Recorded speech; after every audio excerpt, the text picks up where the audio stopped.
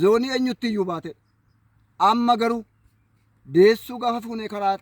mana yaalaatti sireedhaan baasnee geessinu gaafa utuu bosona walakkaa geenye nurkatti deessee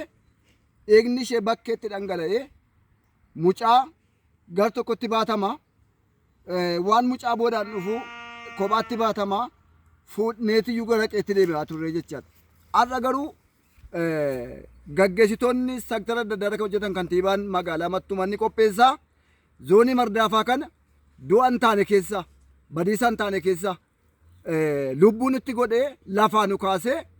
nama jedhee tarree namaatti akka nu waamnu nu godhe. Kanaaf jarreen kana warra amma iddoo kana taa'an kana jechuudha. Waan jennu akka itti dubbannus hin qabne akka itti galateeffannus hin dhabne maal goona jenne yaadne namoota amma kana nu godhan kana abjuu kana waan abjuu fakkaatu kana kan nu godhan kana uummanni naannoo kana jaarsi jaartiin dubartoonni xinnaa guddaan hundumti keessan wanta isin gaafatu al tokko hundumti keenya lafatti ol kaanee jara kana nu galateeffattu jara kana galateeffanna ol kaane. Amma sadarkaa maalirra deemne nama deessuu sireerra turlee chaaraane to'amni hirkaafuun chaaraane waan biraayyuu miti nama deetii surkaa dagalgala eengada kana anni hirkaafuchaa turre chaara taa'amni maafi dhalattuu see bubbucuu hirkaa amma ofuma keenyaa chaara cocorreetiyyuu ittiin sadarkaa kana geessu isin imtimiyyuu ofuma keessanii nu ilaalu nu keessa takkaa mootummoota yookiis aanaa baadiyyaa jala jarooru ture dhugaa kantiibaa dhufee maanu bulchaa dhufee nu ilaalu nagarre garuu bulchaan magaalaa mattu jechaadha dhuftanii nu ilaaluu keessaniifi galatooma yeroo carraa makiinaa ijoollonni kun eessatti argu beektu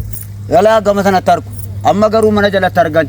kanaaf maal beektu awwaan dinqii wayituutti hin arge waan ta'eedhaaf tadi nuti amma karaa dheeraa deemnetu kan nu isaan hirkaafu warra durii abbootii keenya hirkaachaa amma garuu teknooloojiin nu cimeennaan isinis nu dhuftanii kanaaf nu galatoomaa isiniin jennaa baay'ee isin galateeffanna jechaadha baay'ee isaa waan hin jedhu beektu nawwal dhaala waan ta'eef maafi ifatti baane jechaadha bakka waanuma wayii tokkotiyyuu yoona tinii wayitu nurraa jige bakka